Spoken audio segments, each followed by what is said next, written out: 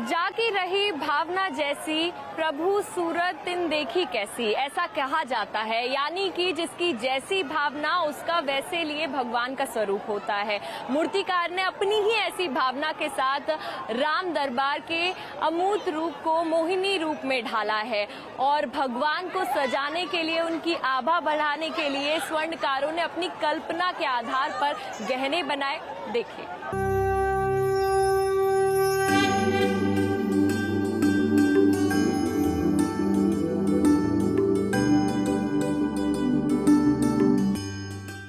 नयनाभिराम रूप।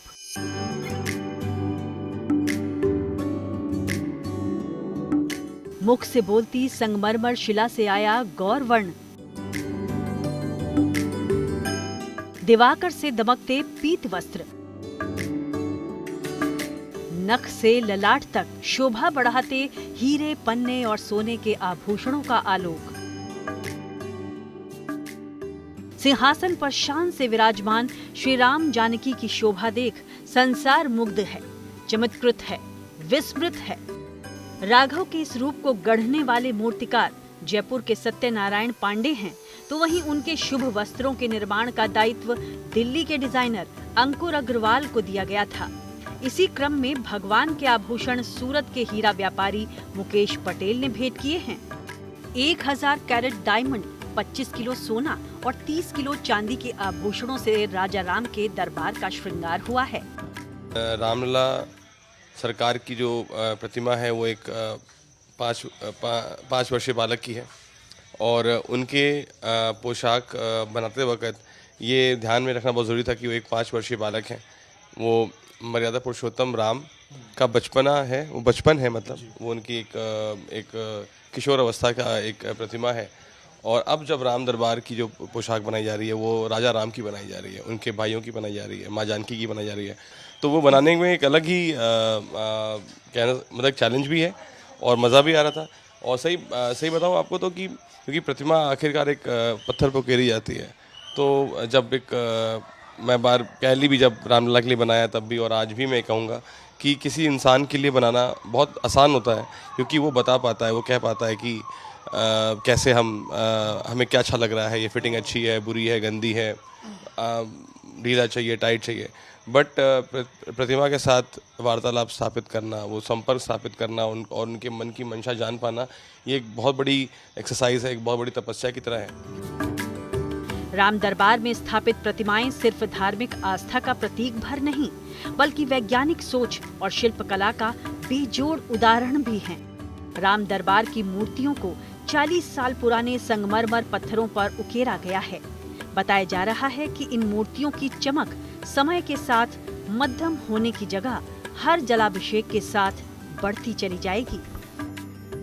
लेकिन पत्थर की विशेषता ये है कि जैसे भगवान बहुत सुंदर थे और सबको मन मुग्ध कर देते थे, ऐसा ही वो पत्थर देखने में है। लेकिन अंदर से पत्थर इतना कड़क है कि जैसे भगवान का धनुष रहता है और उसमें से तीर निकलता है, इस तरह से उसमें टन टन की आवाज आती है और उस तरह से वो हार्ड पत्थर है जो हजारों साल तक रहेगा। जहाँ तक बात परिधान की है तो राम दरबार में भगवान राम बनारसी वस्त्र की पीताम्बर धोती और गहरे गुलाबी रंग के अंग वस्त्रम से सुशोभित हैं, जो न केवल शुभता और पवित्रता का प्रतीक हैं, बल्कि ये बुद्धि, विवेक और तेज का प्रतिनिधित्व भी करता है। कैसे अपने भारत के जो हमारा जो कल्चरल डाइवर्सिफिकेशन है, जो एक और जितना रिच कल्चर हमारा है, कैसे उसको हम एक तरीके से उनके चरणों में लाकर पूरे वर्ल्ड को दिखाएं कि हम कितने कल्चरली कितने समृद्ध और कितने आगे हैं। तो उसी कड़ी में जब भगवान की जब हम पोशाक डिज़ाइन कर रहे थे, इसको हम शुभस्त्रम बोलते हैं। इसमें जो अभी जो वस्त्र है जो आप आज देख रहे हैं वो वस्त्र काशी का है और बूटी सिल्क है काशी का, और उसमें जो रंगाई हुई है वो जयपुर की बंदेज की रंगाई है। और ये जयपुर की जो इसके पीछे भी एक रीज़न था, क्योंकि मूर्ति जो है वो जयपुर में तैयार हो रही थी। और ये अगर मैं दिखाऊं दर्शकों को, ये श्री रामचंद्र की वही मूर्ति, इसकी प्राण प्रतिष्ठा हुई है।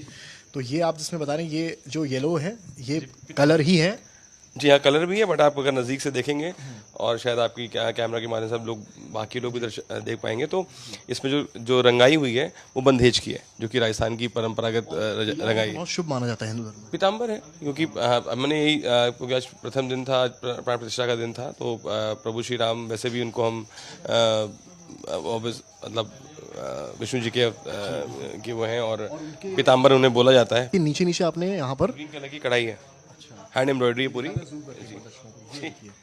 ये जहाँ चरण है श्री राम के, यहाँ इसके बारे में बताइए। जी, तो ये एक्चुअली हैंड एम्ब्रॉयडरी है, ये दबका है, और इसमें एक्चुअली जब भी हम कभी किसी विशेष उत्सव के लिए कपड़े बनाते हैं, उसमें ज़रूर हम कुछ अंश रियल गोल्ड के और स्वर्ण के, चांदी के जरूर लगाते हैं। तो ये हाथ की कढ़ाई है बिल्कुल, लेकिन उसमें जो तार लगते हैं वो भी कहीं ना कहीं उसमें हम इस्तेमाल करते हैं।